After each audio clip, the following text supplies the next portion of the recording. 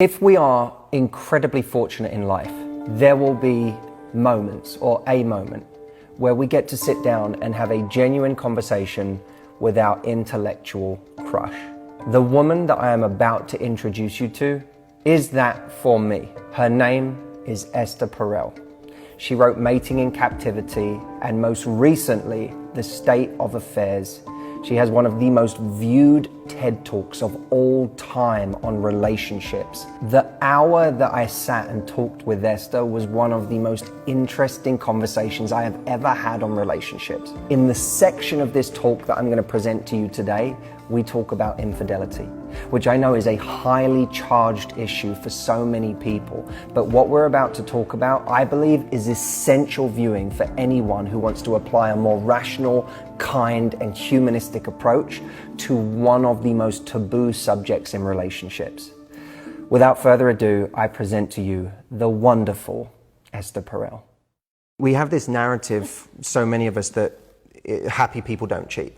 And you challenge that. Yes. And you say, not necessarily true.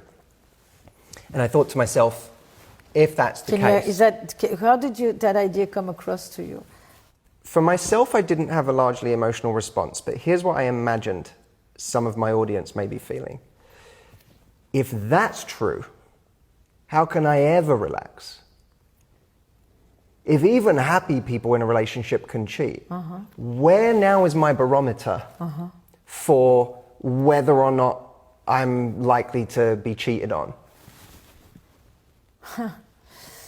I think that when you enter a relationship,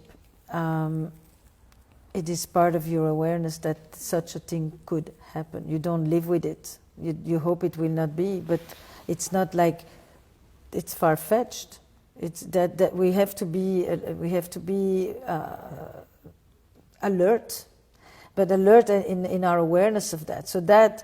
So the same way we're living. I live in LA, and we pack a bag for an earthquake should it ever happen.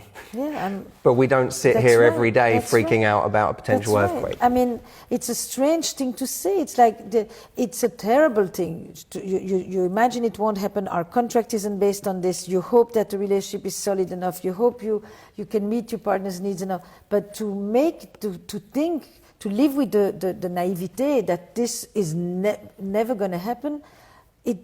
No, you actually say this could happen, and I'm going to do everything I can for that not to be the case. But I'm not going to live with the naivete that this is inconceivable. But that doesn't explain why even happy people cheat.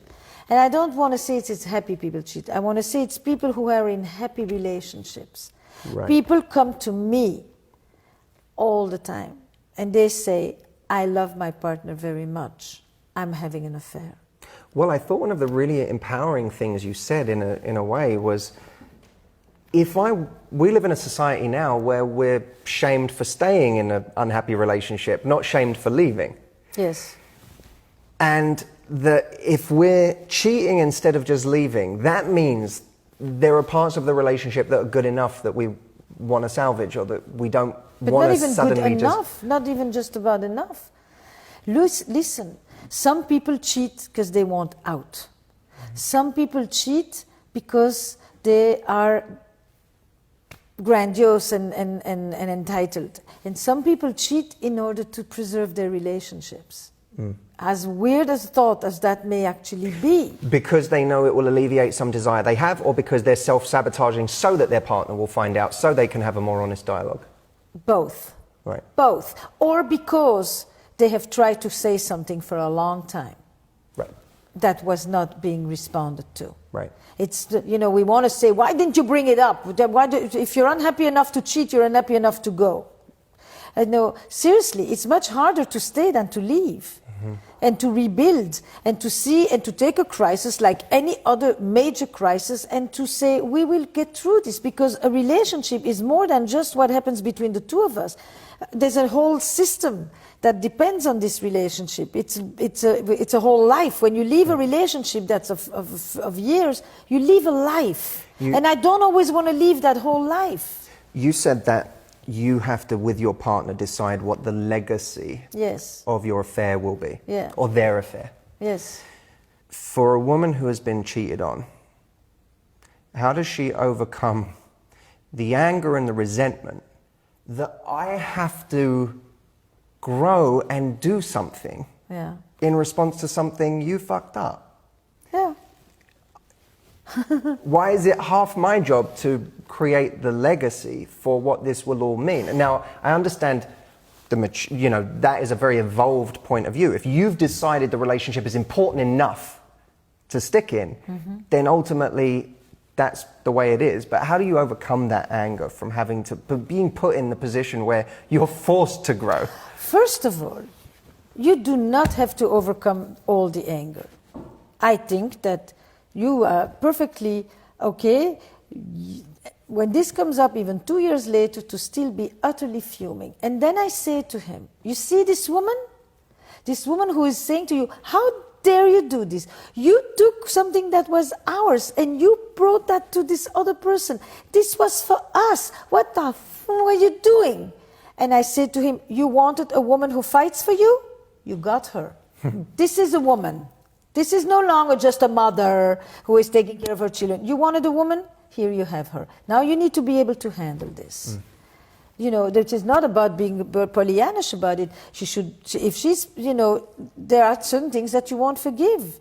But that doesn't mean that you don't just say, when it comes to this, I don't forgive him. But in the rest of our life, the guy has still been really amazing. And he showed up when my mother was sick, and he showed up with my alcoholic brother, and he showed up when I got my whatever issues that I was doing, and the thing that really shows you the ones who can do this versus the ones on occasion you have to say the end is the end, this is when I'm actually able to say, you messed up here, but you actually still are a decent human being in other areas. Right. And I'm not erasing the whole thing. I don't think that because you did this, you have destroyed everything we ever had. This truth does not stand to annihilate all of what we have built. And you don't judge an entire relationship by the affair. That is unfair to the marriage, unfair to the relationship, whatever it is, if it's married or not. It really puts this thing as if it stands to tell a bigger story than everything that preceded. You've got people, they buried their parents together, they raised children, they have a handicapped child, they've gone through the economic downturns, they've done so much. And this thing is going to become the ultimate truth of their relationship? I don't think it's fair to the relationship, and I don't think it's fair to the enormous investment that people have put in. That doesn't mean it's right. The last thing I will ever do is condone this, make this be the right thing to do, but you get through it. You do get through it. Now, in occasion, she will remind him, and she will tell him, I will never forget this. Don't worry. And I liked when she has that fire. Because, in a way, she's fighting for him. And if he can't handle her wrath, too bad. You wanted attention? You wanted to see if she cares? You got it. Now you have to deal with it. Stand up. I really hope that you enjoyed that conversation on both an intellectual and a personal level. For anyone who wants to hear the whole thing, I look forward to presenting the full hour-long conversation to my Fast Track members inside the Fast Track program. In the meantime, for anyone who wants to dig deeper into Esther's work, please pick up a copy of her book. It is called The State of Affairs. Esther's is a voice that needs to be heard. She is a clear-headed thinker who applies an incredibly kind and rational approach to the human condition. And these aren't easy issues to talk about. I think it takes a brave voice to confront these kinds of taboos in life, like infidelity. She does it with such kindness and such nuance, and I'd love for you to hear her approach.